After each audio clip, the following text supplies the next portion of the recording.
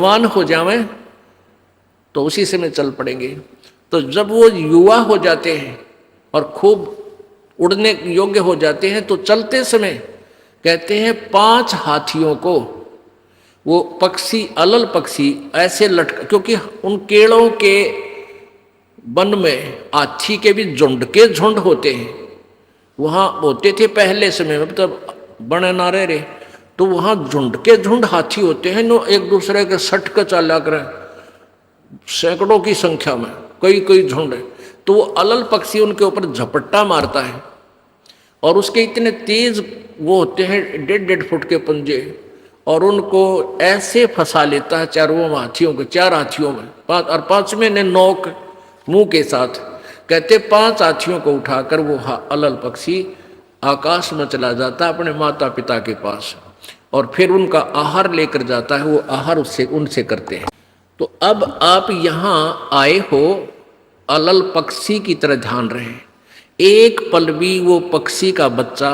अपने माता पिता को नहीं बोलता कि मैं यहाँ का नहीं हूँ,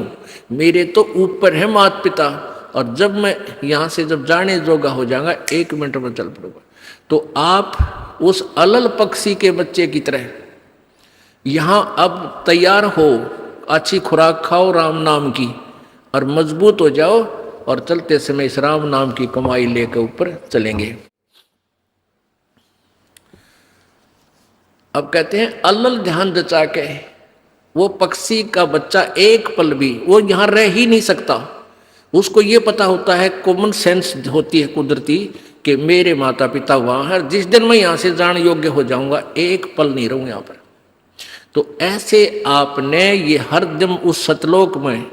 जाने का अलल पक्षी की तरह यू ध्यान लगा के वो जचा के रखनी है, इसको भूल नहीं पड़ने देना।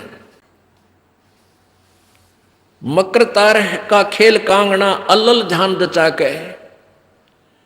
और बैठ विश्वास सेज बिछा के, जो शब्द छैल आवे है। अपने आत्मा कहे कबीर सुनो भी साधो, मैं तो हूं विश्वास में, जो क्रिया जो साधना आपको बताई जाती है वो साधना वो है जो सब सदग्रंथों में प्रमाणित है, और वो है जिन महापुरुषों ने परमात्मा पाया उन्होंने भी यही क्रियाएं की। तो आप एक विश्वास रूपी सेज पे, जैसे दुल्हन होती है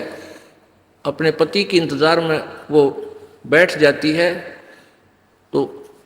ऐसे ही कहते तू अपना विश्वास रूपी सेज बिछा के इंतजार कर उस परम पिता के।